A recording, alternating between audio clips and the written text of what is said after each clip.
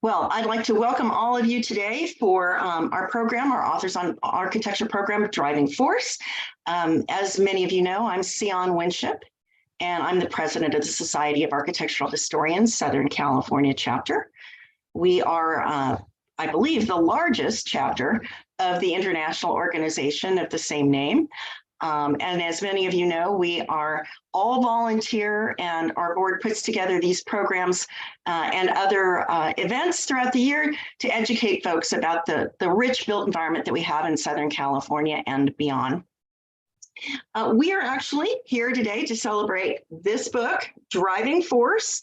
And for those of you who might be unfamiliar with our programs, here's how we're going to do that. We have our two authors who will do basically an hour-long presentation, and that will be followed by a facilitated Q&A. And so today, as I said, we are celebrating Driving Force. And I want to give a shout out to Angel City Press, who's the publisher of this amazing book. We are welcoming back an old friend, Stephen G., and a new friend, Darryl Holter, the co-authors of this book. And we always encourage people to buy the book, of course, and I think after today's presentation, you will want to do that as well. It's lavishly illustrated. There are lots and lots and lots of pictures in this book, as well as great and interesting text. So I just want to encourage everyone to go out. And if you're here in Los Angeles, we're going to even encourage you to get in your car and drive to a bookstore. Now, I know this may feel odd for those of you who haven't done this in a while, but we'd like to send you to Chevalier Books.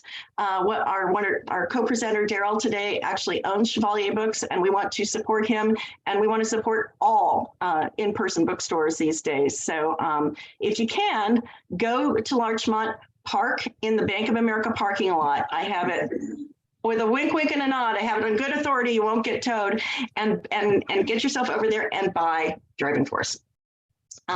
So that having been said, we'll go ahead and get this event started today.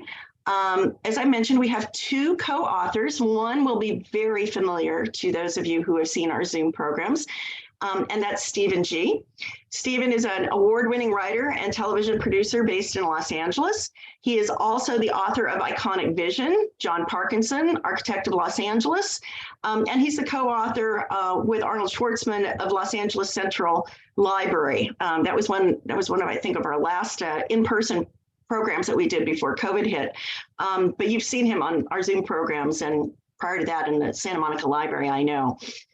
He also wrote Los Angeles City Hall, an American icon, and Paul Williams, Master Architect of Southern California, 1920 to 1940, with Mark Appleton and Brett Parsons. So I basically have an entire shelf devoted to Stephen G. books, and this one will join them on that shelf very soon. Our other presenter is Darryl Holter.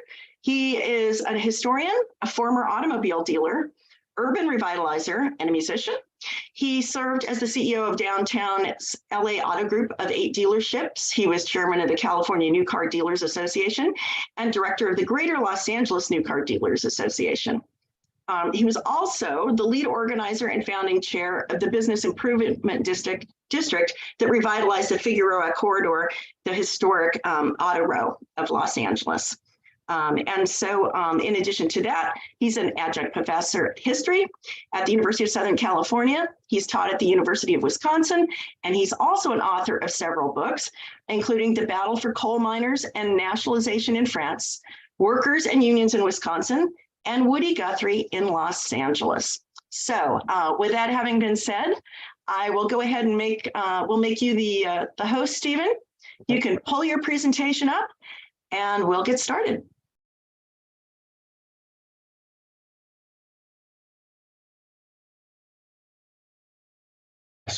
Okay, thank you.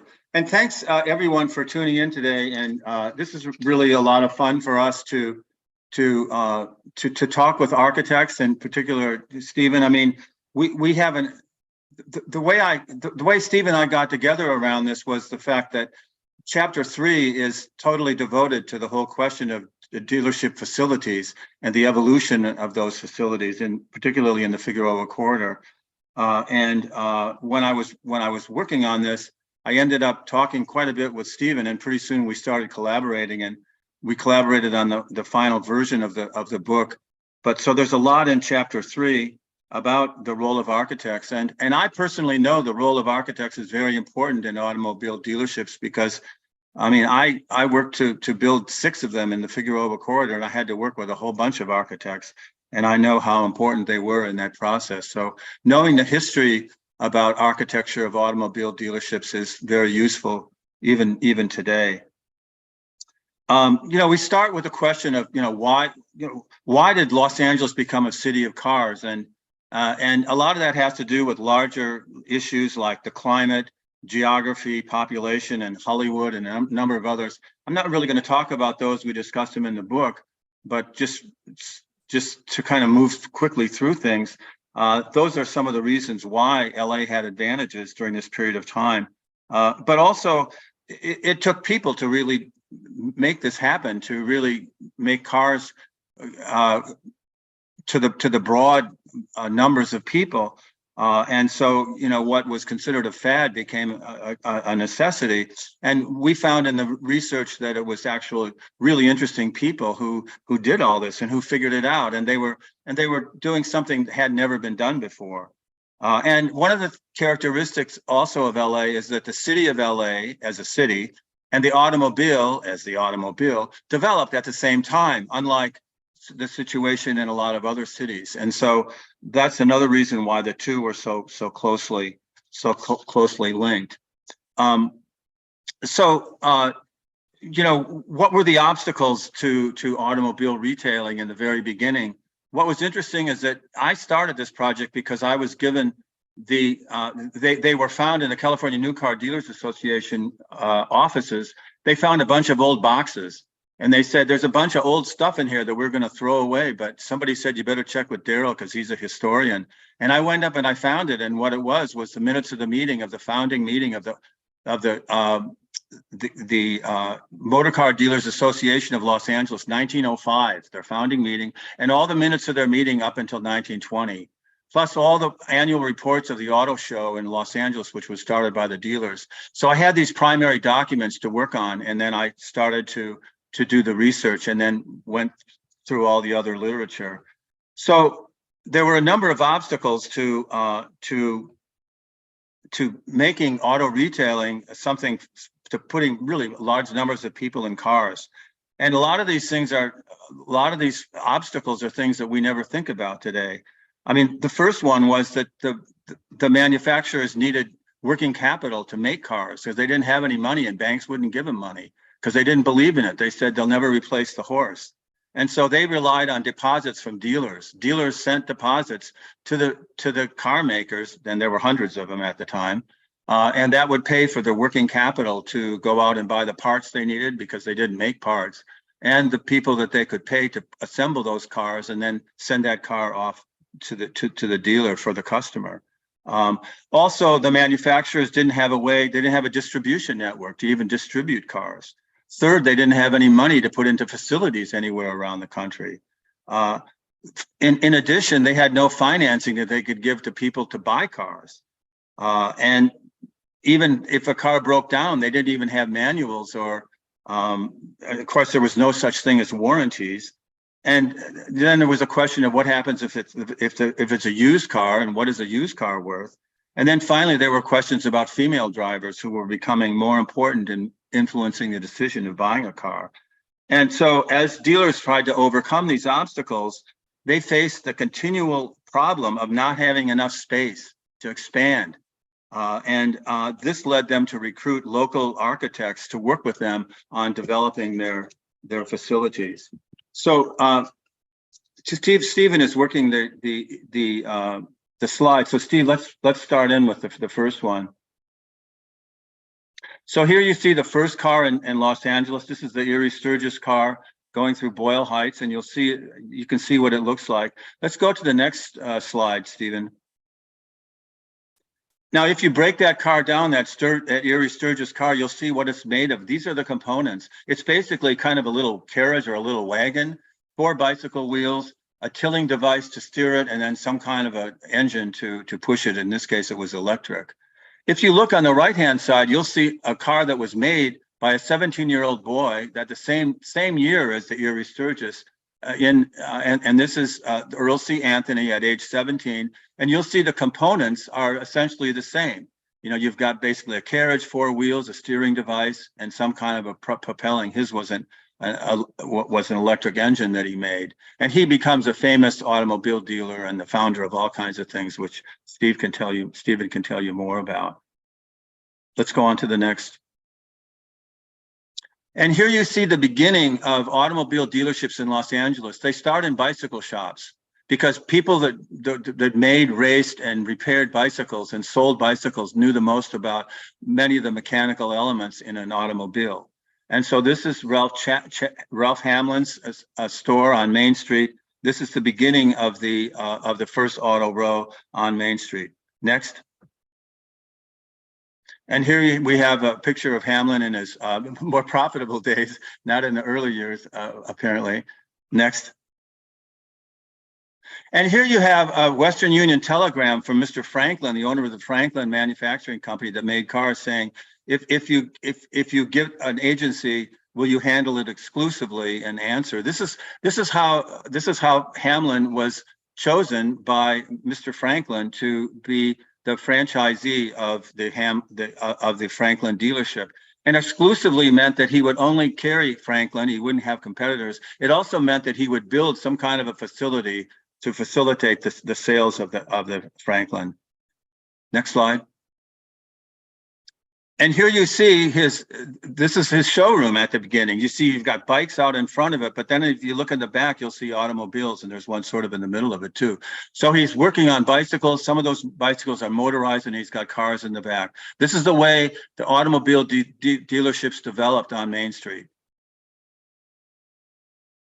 And here you see as it goes totally over to automobiles with the Franklin automobile. Again, this is part of the evolution of all the dealerships located on the original auto row on Main Street. Next. And here you see Hamlin. Now it's switched over, totally automobiles. He's driving out of it onto the street. And you see how this has already evolved. I can tell you one thing about it. The way this was set up in the early days, that most dealers would have one car, and that car was called a demonstrator, and you see it right here. That car would sit in a small showroom, and they would take that car out to let a customer drive it around the block to demonstrate it. Then they would take the deposit from the customer and maybe add some of their own money, send it to the manufacturer. The manufacturer then would go out and buy the parts and hire the people to put the car together, and then they would send it to the dealer. Next.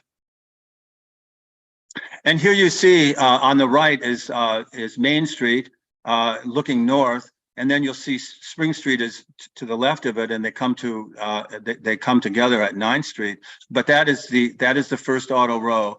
It starts on Main Street, it spreads over to Spring Street, it starts moving in more directions as it gets larger, and the automobile dealerships are really spreading by this time, and they're growing and they're getting bigger.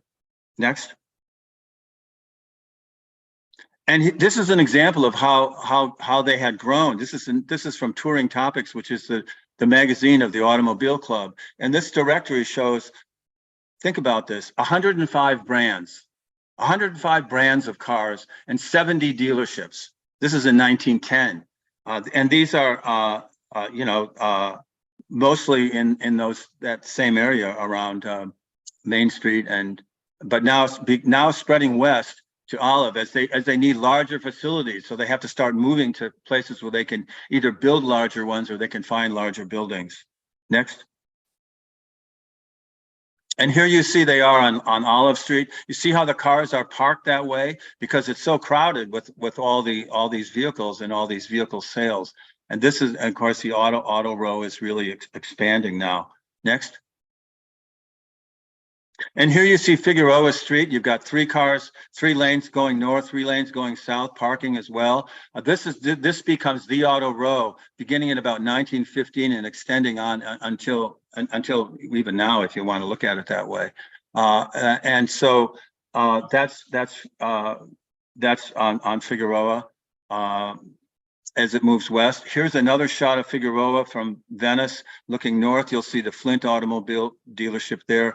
Mercer is there. All the way up and down the street are automobile dealerships. And notice how big they are compared to those first ones you saw with Ralph Hamlin when he started and he had one car in the place. Now some of them are multi-story and they're getting bigger. Next. And if you want to see what a luxury automobile dealership looked like, go down to the Palm restaurant today, and you'll see the Chandler, which was a luxury car, the Chandler dealership built in 1926. And notice some of the characteristics of this. You got a very high showroom on the first floor.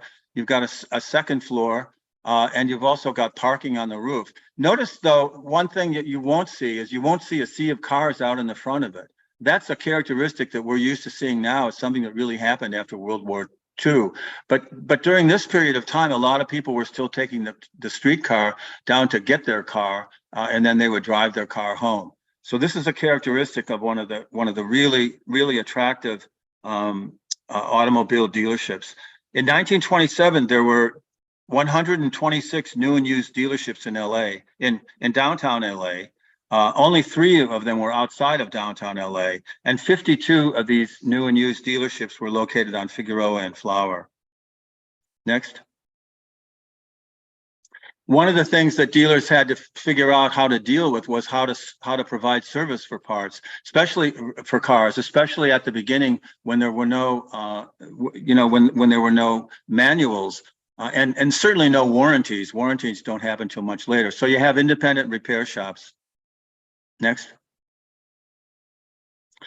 And what happened is that the automobile dealers saw all of these repair shops were going up, and they knew that they needed to do something to repair the automobiles that they were selling, because they understood about retention. Retention means that you sell the customer a car and then you take care of their service. So after you've taken care of their service for that car and they want to trade it in and get a new one, they'll come back to you. It's called retention. It's what my father-in-law used to tell me, Darryl, you meet them in the front, you keep them in the back. In other words, you meet them when you sell them a car, you retain them as customers by taking care of service. So the dealers start to now have service departments that are much bigger. Again, they're pressed for space. They need more space. And this is a continual story with automobile dealers. Next.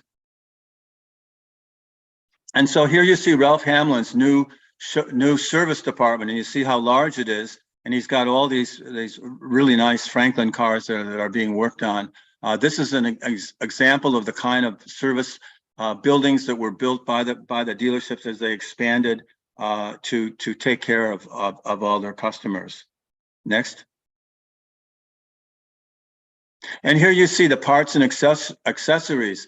In order to provide that service, they had to have enough parts, and they didn't want to have a situation where they didn't have the part they need, because if they got the customer's car in the service department and they can't take care of it because they don't have a part, they got to wait for a part to be distributed from them to come from Detroit or wherever, the Midwest. So they want to have all the parts they need. And also these parts and accessories places were useful for retail people who already had a car and wanted to do work on their car. They could buy their parts here and then they could fix their car at home. Next. Now here's a used car lot, and this is important too, because this is another thing that the new car dealers are confronted with. At first, when they're, at the very beginning of it, no one even knew what a used car was, because the new cars were so fragile that they would fall apart and probably be thrown away. But as time went on, they got better, and so people would drive their cars, and then if they were going to buy a new one, they had to, they wanted to trade in their used car. So used car operators were developing all around the auto row. And the thing about them, as opposed to the new car dealerships, they didn't have the overhead. They don't have to build a building. They don't have to have a service department. They don't have to have a customer lounge. They don't have to have all the things that you're required to have if you're a franchise dealer by the manufacturer. And so used cars always develop around the auto row. Next.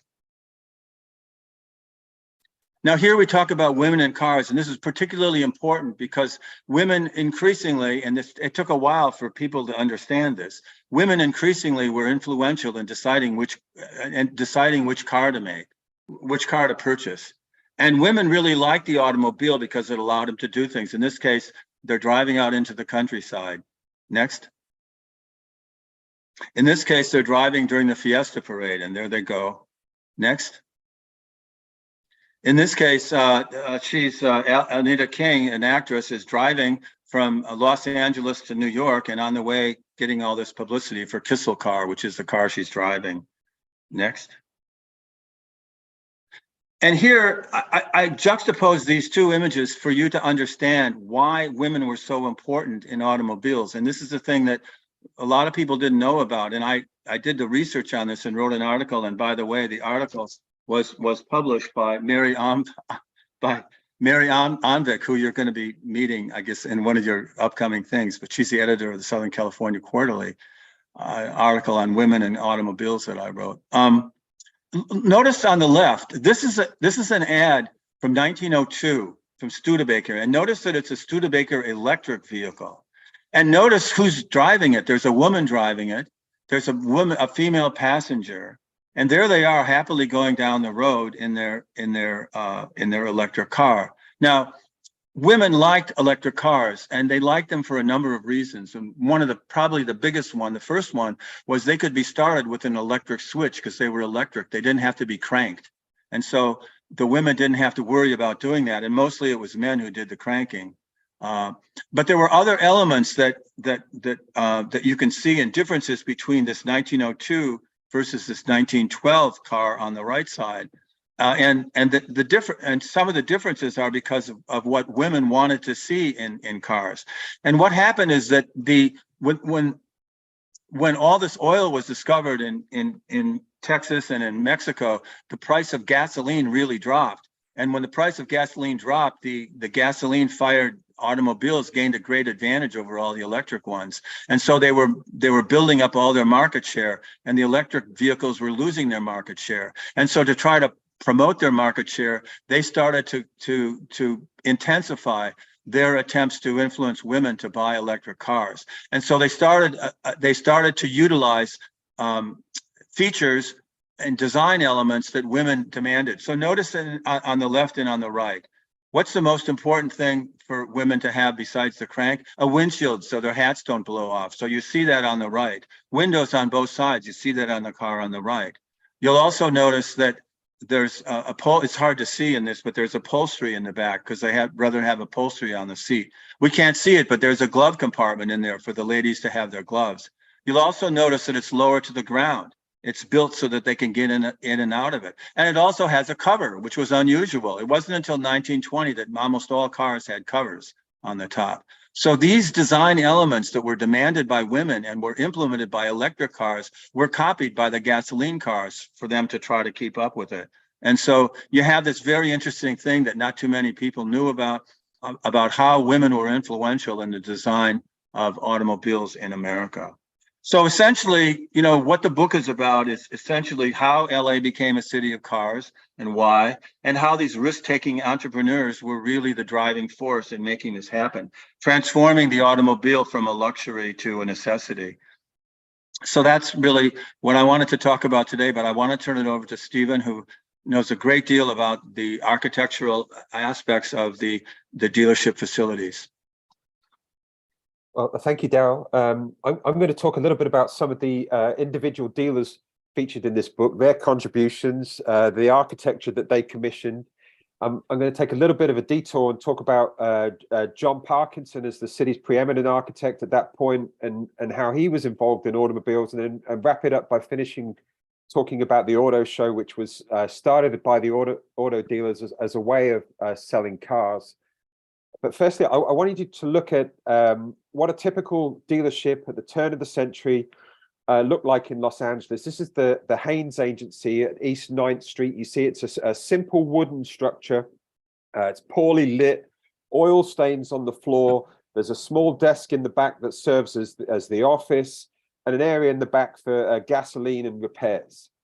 But to understand why this changed so quickly, why dealerships would become really custom palaces that sort of paid homage to the automobile so quickly, and why architects would compete to design them, there's a simple statistic that you need to understand here, that the first automobile sale in the city of Los Angeles was in 1899. Now, by 1920, Los Angeles County has more than 385,000 automobiles. There are more cars per capita in Southern California than any other part of the country. So there's a tremendous amount of money that begins to flow through the hands of dealers. One of the most prominent dealers of that time is Don Lee.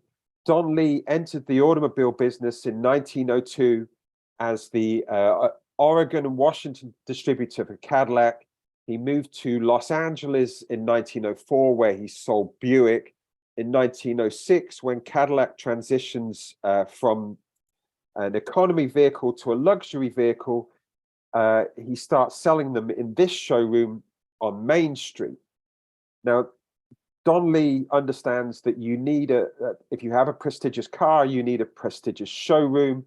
You see this one has a wonderful mission style roof, but it also has these giant oversized windows that tease the cars to passing traffic. They also have these sort of elegant double doors that lead to the showroom.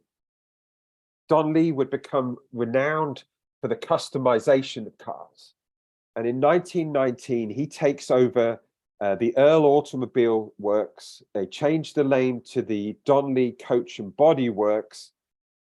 He convinces J.W. Earl, the head of the company, to stay on. And he convinces Earl's son, Harley Earl, to stay on as the chief designer. And as some of you may know, because I believe there's been a presentation for this group talking about Harley Earl, years later, who would go on to create the Corvette. Now, Don Lee is important for many reasons, but one of them is that in 1913, he goes into business with Earl C. Anthony. Don Lee's in the center, Earl C. Anthony's on the right, and together they form the National Supply Station Company. And they established the city's first service station at the corner of Washington and Grand. Within a year, they control 65% of the city's gas sales through 30 stations in the Los Angeles area. When they sell the business in 1914, they have 259 service stations across California. Now, it's important to remember that in the period of this book, 1900 to 1930, dealers are incredibly influential in every aspect of how cars are sold, but they're also influential in every aspect of the car business, even in some instances in how cars are designed. Now, by the early 1920s, Don Lee moves into this impressive sort of $900,000 structure at the corner of 7th and Bixel Streets, designed by C.M. Hutchinson, who was known for designing a number of local schools. By 1923, Don Lee is selling more Cadillacs in Los Angeles than they're selling in Chicago. He makes so much money now as the distributor for Cadillac for all of California that in 1925, he invests in a radio station in San Francisco called KFRC. In 1926, he invests in a radio station in Los Angeles called KHJ, formerly owned by the Los Angeles Times.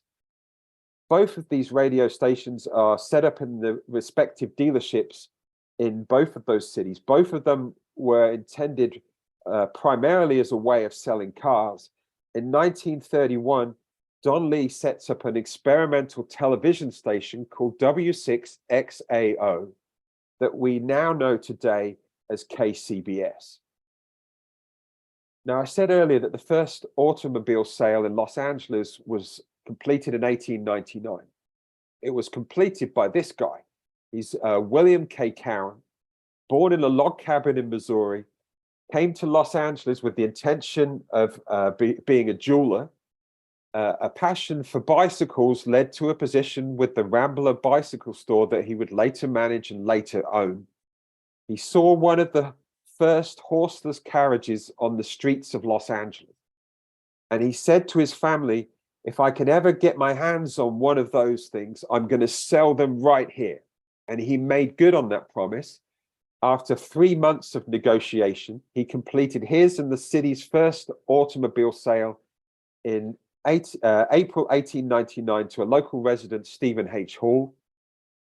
You see, like Ralph Hamlin, who Darryl mentioned earlier, Karen graduates from selling bicycles to selling bicycles and cars before moving on to dedicated automobile dealerships. This is Karen's automobile dealership on Hope Street. Karen was a pretty interesting guy. He was arrested in 1907 for driving 12 miles an hour in a 15-mile-an-hour zone in Pasadena, making him the first person in Pasadena to ever be given a speeding ticket. Which brings us to Earl C. Anthony, who's possibly the most famous, the most recognizable automobile dealer from all of this period. He was born in Washington, Illinois, came to Los Angeles in 1890 with his family, attended Los Angeles High School. A passion for electrical engineering led him to design one of the city's first automobiles. He went up to Berkeley, where he studied electrical engineering. He came back to Los Angeles, and he went into the car business with his father, Charles. Now, among the many brands that Charles and Earl C. Anthony represented was Northern, whose slogan, "As silent as the stars," was, according to the Los Angeles Times, much more poetic than it was accurate. Anyway, in 1905, Anthony is granted the prestigious Packard franchise. Packards, according to the Los Angeles Times, sold themselves. So in 1906, Anthony sells 11 of them. By 1928, he sold 3,511 a year. He became extremely wealthy, extremely powerful. In 1911, he's looking for a new showroom that really reflects the power and prestige of the Packard automobile.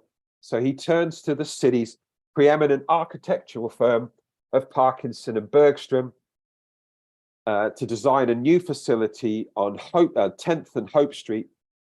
Parkinson had already designed the city's first skyscraper at the Braley Block at 4th and Spring Street.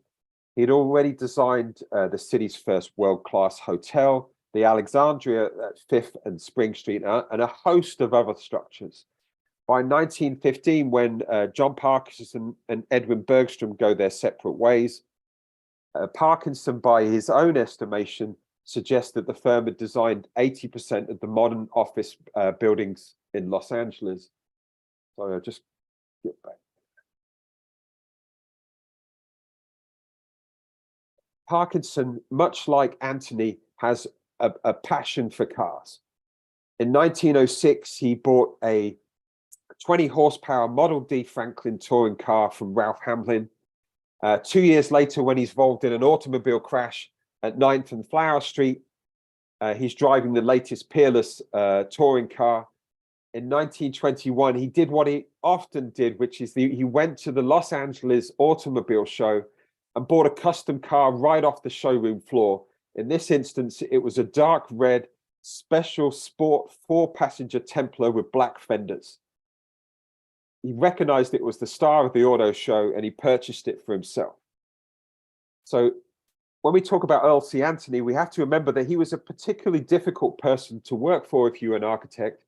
It took 2 East Coast research trips before the design for this 4-story steel frame structure would be settled upon, which would be described as the most completely equipped automobile sales and service building west of Chicago. The first floor that you're looking at, showroom faced Hope Street. The interiors were designed by Green and Green. And if you look up, you see the light fixtures wouldn't look out of place if you put them in the Gamble House. And if you look down, you look at the floor, you see what's happening here is typical of what happened in a number of expensive, prominent dealerships at the time. Wooden floors, concrete floors begin to be replaced by tile. This is a view inside the showroom when you can see the mezzanine at the back on the 2nd floor, overlooking the showroom with offices and a large showroom. The 3rd floor of Anthony's new dealership would be reserved for used cars, and the 4th floor housed a machine shop. That was a typical configuration for automobile dealerships in Los Angeles in the second decade of the 20th century. Now, Earl C. Anthony is so enamored by the work of Green and Green that he commissions them to design his own home on Berendo Street in Los Angeles. This house would later be moved to Beverly Hills. It still stands. In the early 1920s, primarily with an interest in selling cars, Don Lee invests in a startup radio station called KFI. He puts up 2 antennas on top of his car dealership and starts broadcasting from his car dealership. Many years later, he would establish a new television station called KFI TV that we today best know as KCOW. As for John Parkinson, his interest in cars would continue in 1913 when he's commissioned by Henry Ford to design a $500,000 5-story car factory at 7th Street in Santa Fe, capable of producing 10,000 automobiles a year. In 1914, Parkinson would be granted a patent for an illuminating speedometer. In 1916, he designed a building on Figueroa for the Firestone Tire and Rubber Company. So it's no surprise in the late 1920s when Earl C. Anthony decides that he wants to expand that showroom on Hope Street, that he returns to the firm of John Parkinson, who is now in business with his son Donald. Donald Parkinson, unlike his father, is formally educated as an architect, but much like his father, he has a passion for automobiles. You see Donald Parkinson outside his house in Santa Monica with a small selection of the cars that resided at his home. Donald Parkinson, like his father, had a habit of buying whatever was the latest, fastest automobile and was known for speeding up and down San Vicente in them. Now, the structure that the Parkinsons create for Earl C. Anthony that complements the original full-frame, 4-story steel frame structure includes a series of ramps that move the cars between the different floors. Now, John and Donald Parkinson were known for the meticulous nature of their work. They were known for paying incredible attention to detail. But unfortunately for them, so was Earl C. Anthony. So John and Donald Parkinson submit the plans for this building. Earl C. Anthony decides that he's going to go and do his own measurements for the building. He decides that he's going to invite a local newspaper to come and take his photograph doing the measurements for his building.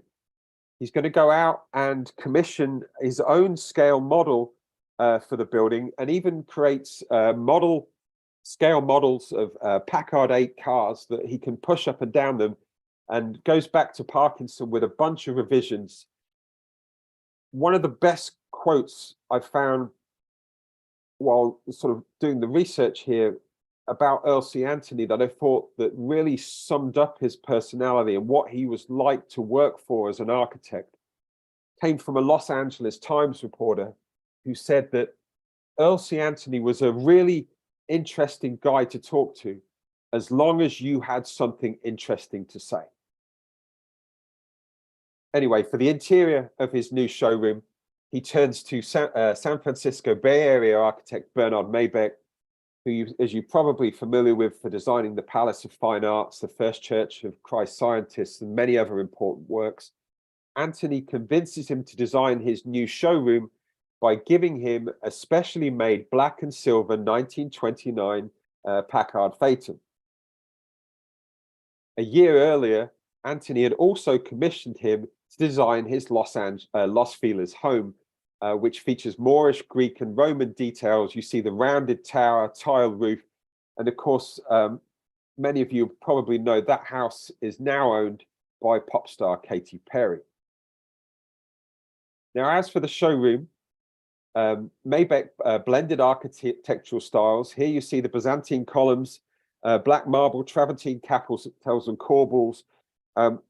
We've got these photos from Leon Dixon, a historian who lives in Kentucky. He'd acquired much of Earl C. Anthony's archive in the 1970s from a couple of guys who used to work for them. None of these pictures have ever been published before. This is perhaps one of my favorites. We have 173 different images in this book. This is the opening night. So you're looking from inside the Green and Green designed showroom into what Bernard Maybach did in the future. There's probably no other image out there that really captures the excitement of the automobile at the dawn of the 20th century, perhaps better than this one. At the same time as he worked on that showroom, John Parkinson works on a 3-story Spanish structure, a dealership for Lincoln dealer Jack Maddox. Maddox would describe his showroom as offering hotel service for the automobile owner. And what he meant by that is that we have a high-speed elevator, a luxurious lobby, a reading room, a retiring room for guests, bellboys that would run errands for you, a check room where they'll take care of pretty much anything for you. The employees had their own lounge, soft chairs, showers, lockers, and the roof could store more than 100 cars. Now, what's particularly interesting about Jack Maddox is on the left of this picture, is that he had a passion both for cars and for aeroplanes. And in 1927, Jack Maddox sets up Maddox Airlines, offering flights initially from Los Angeles to San Diego, then to San Francisco, then to Phoenix and El Paso. In 1929, Maddox Airlines merged with Transcontinental Airlines, whose investors include Charles Lindbergh and Mary Pickford. The following year, that company merges with Western Airlines, is rebranded as Transcontinental and Western Airlines, which would later simply become known as Trans World Airlines and is better known today as TWA. So think about that. Not only were dealers starting facilities, changing the ways cars were sold, but they're also getting involved in other technologies like radio stations, and in this case, setting up their own airline.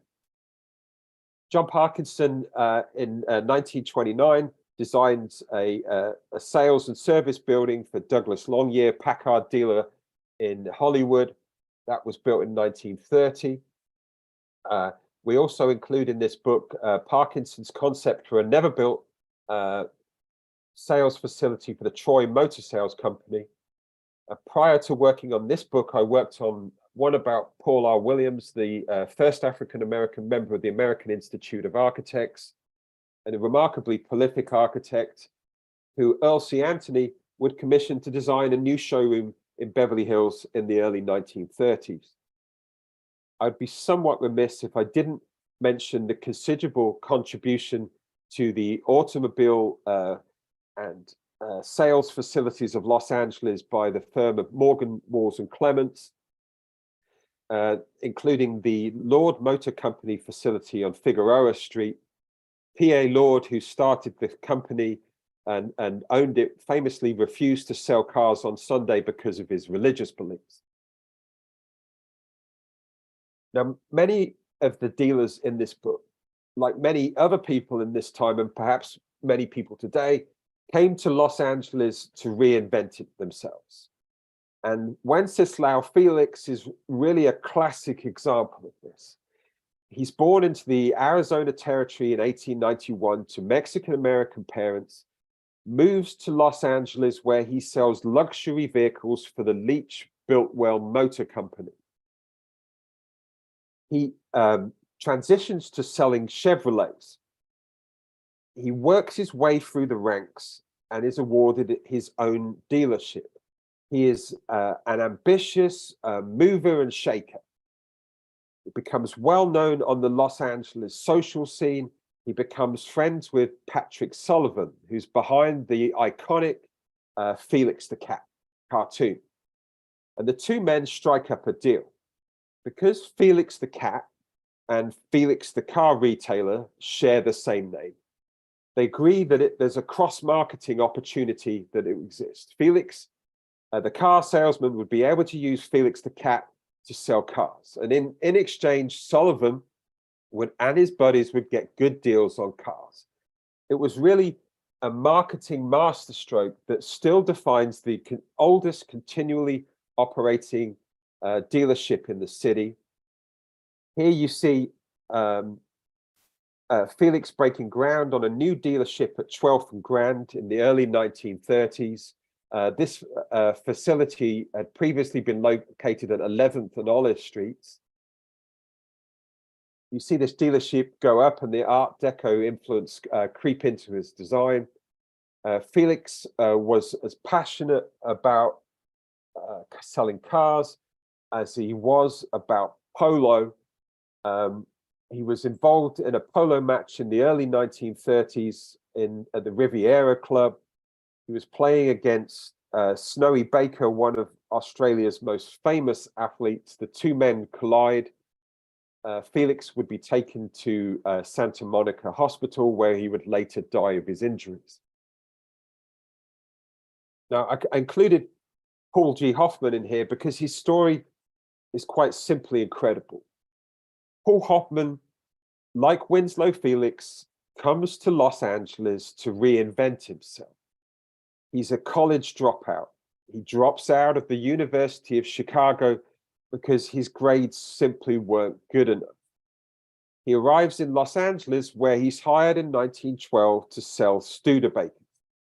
He sells so many Studebakers that within 3 years, he wins a national sales competition. In 1919, he's awarded his own franchise and becomes the franchise dealer for all of Southern California. In 1921, he invests $35,000 in a startup radio station that would broadcast from his facility called KNX. He later moves on to selling automobiles out of the Arnold building. In 1925, he's selling so many cars for Studebaker that Studebaker make him the vice president of sales for the entire company. He's so good at selling cars for them, so good at managing things, that after World War II, President Harry Truman would put him in charge of managing the Marshall Plan, an important economic program to put Europe back on its feet after World War II. He would later become the president of Studebaker and almost inevitably be considered a potential candidate to become the next president of the United States.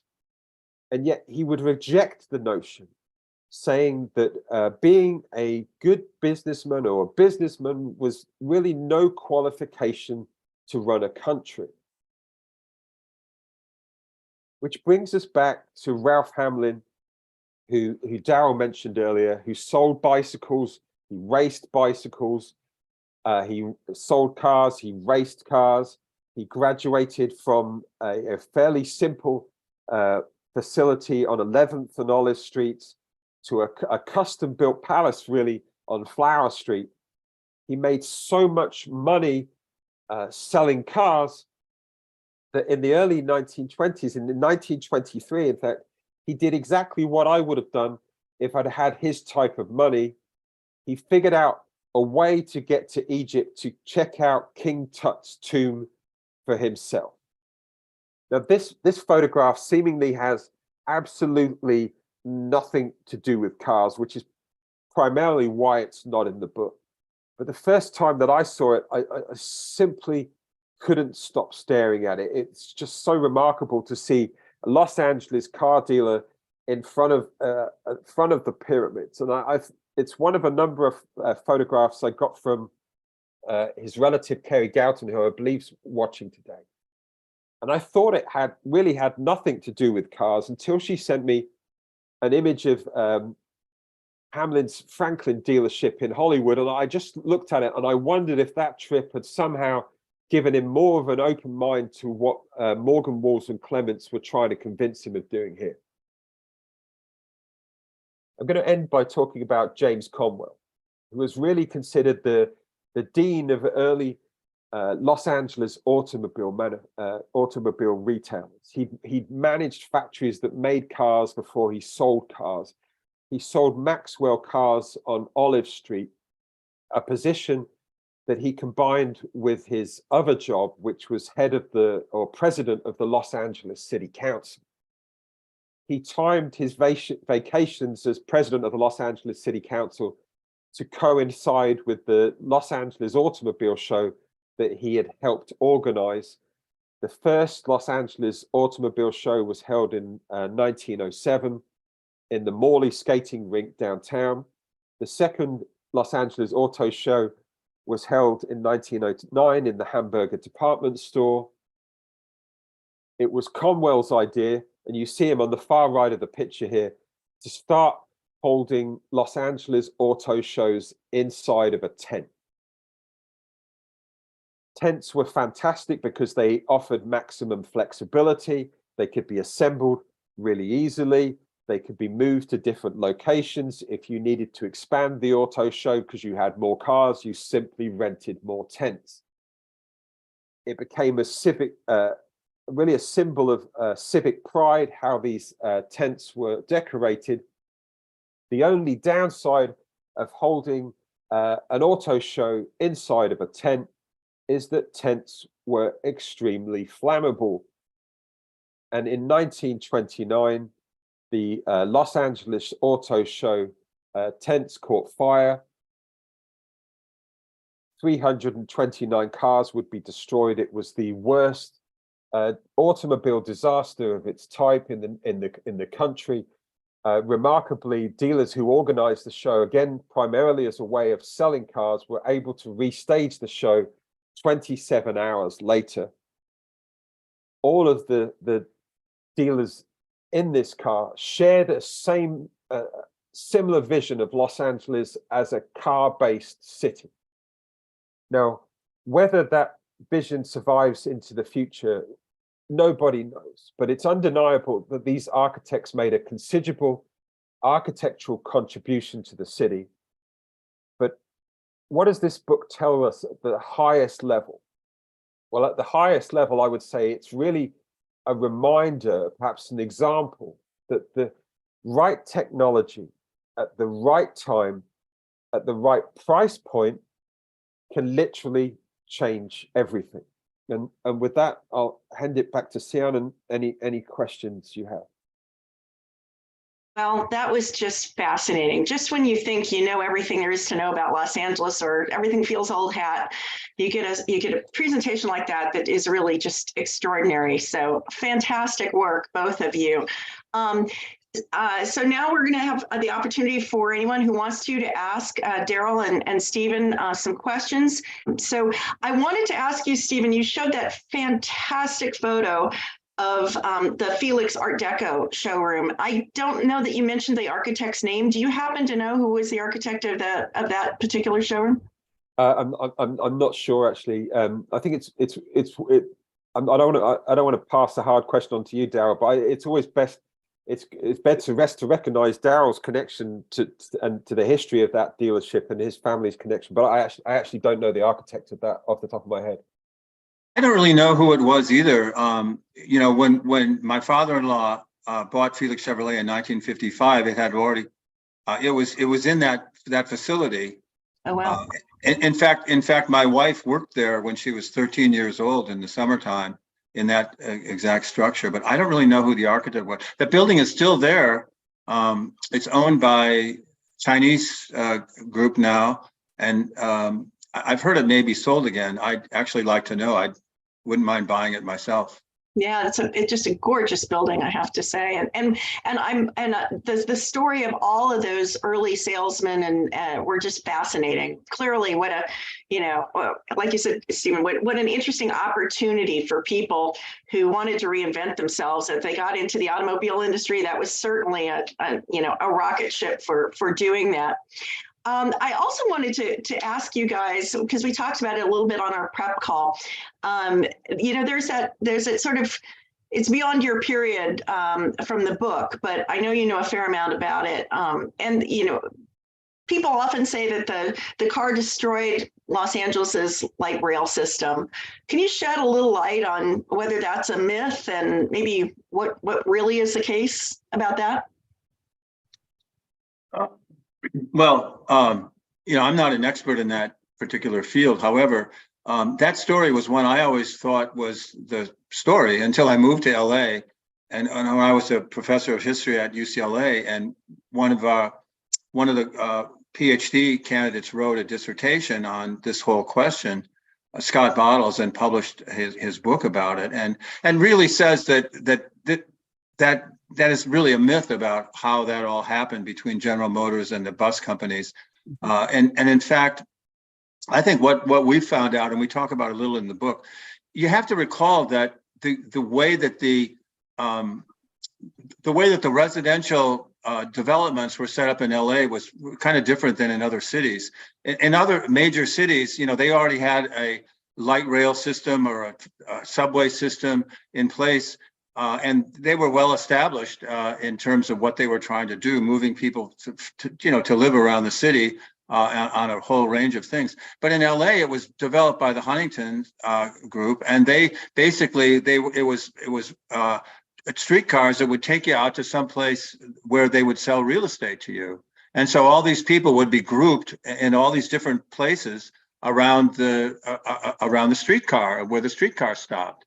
And the idea was that they would take it back and forth to the center of the city, and then they would live out there.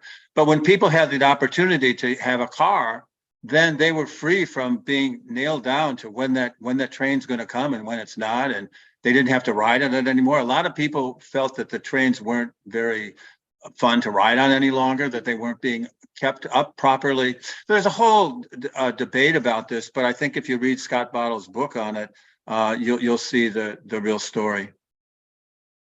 So we have a question here. It says, with electric cars and the internet, so as difficult forces, do you see the future of, how do you see the future of car dealerships and the physical showrooms of the future?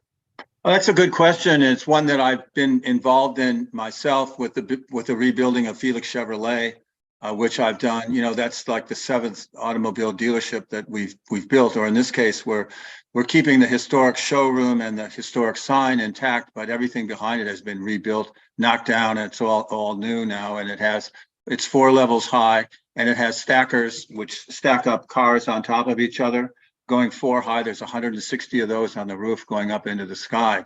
So that's the new Felix. But I was on the General Motors Advisory Council on electric cars, because GM has totally gone over to electric cars, and it plans to have all of them by 2025. That means that the building, the service and parts and parking structure that I built was all embedded with all the conduit that allows the thing to go totally electric.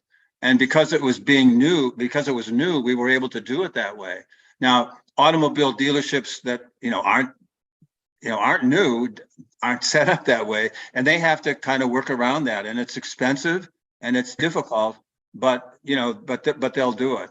I mean, the first thing I said when I gave the talk was how dealers had to provide facilities. The manufacturers had no money, and they don't want to spend any money now. You have to pay for these things yourself. And it may be $30 million or $40 million, depending on where it is. In LA, it has those kind of numbers. But that's kind of your job to do. So they will make the transition to electric. They're all going in that direction, but it's costly and it will take time to do. And we can't get power from DWP. I mean, my building has been done for like 6 months, and I still can't get electricity. I made my request for electricity from DWP for this project in September of 2020, and I don't have it. Oh boy. So Stephen, I couldn't help but notice that all roads once again lead back to the Parkinsons. It's just kind of astounding. Well, that was kind of my I mean, that was what fascinated me about this project, is because I knew that Parkinson loved cars. I knew that he designed a lot of automotive business buildings because that's where a lot of the big money was back then, you know, to do that. So that's in some, I mean, I knew, for example, you know, something I found out later that he was quite good friends with Henry Ford, for example.